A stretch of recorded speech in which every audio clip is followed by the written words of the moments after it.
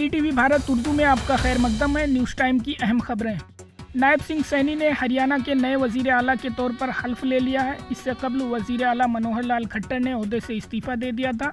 उन्होंने अपना इस्तीफा गवर्नर को पेश किया, जिसे कबूल कर लिया गया। शहरियत तरमीमी कानून के नफाज के खिलाफ आज इंडियन यूनियन मुस्लिम लीग ने सुप्रीम कोर्ट का दरवाज़ा खटखटाया और शहरियत तरमीमी कानून के नफाज पर रोक लगाने की दरख्वास्त की है। मगरबी बंगाल की वज़ीर आला ममता बनर्जी ने कहा कि वो अपनी जान कुर्बान करने के लिए तैयार हैं, लेकिन बंगाल में CAA और NRC को लागू नहीं होने देंगी।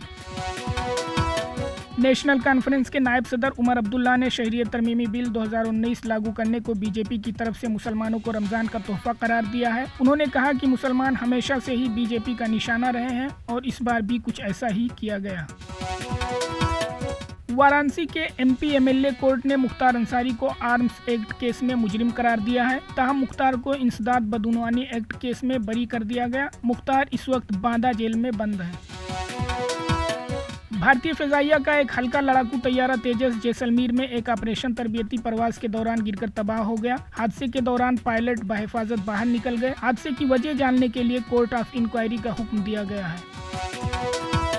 पार्लिमानी इंतखाबात की तैयारियों के सिलसिले में इलेक्शन कमीशन ऑफ इंडिया की टीम ने आज श्रीनगर में मुकामी सियासी जमातों के नुमाइंदों से मुलाकात की, जिस दौरान सियासी जमातों ने बैक वक्त लोकसभा इंतखाबात और असम्बली इंतखाबात मुनाकिद करने का मुतालबा किया। जम्मू और कश्मीर के सांबा जिले के चांदली गांव में मोटार शेल धमाके से एक शख्स शदीद तौर पर जख्मी हुआ है। जख्मी शख्स को इलाज व मुआलजे के लिए अस्पताल में दाखिल किया गया। इंसानी इमदाद ले जाने वाला एक जहाज कब्र से निकलकर गजा की तरफ रवाना हो गया है। स्पेन के ओपन आर्म्स इमदादी ग्रुप से ताल्लुक़ रखने वाला जहाज गजा में भूख से तड़प रहे फिलिस्तीनियों के लिए 200 टन खुराक लेकर पहुंचेगा। रमज़ानुल मुबारक के आगाज़ के साथ ही इजरायली जारहियत में इजाफा देखा गया। गजा के मुख्तलिफ इलाकों में हुए इजरायली हमलों में कम से कम 67 फिलिस्तीनी हलाक हुए हैं।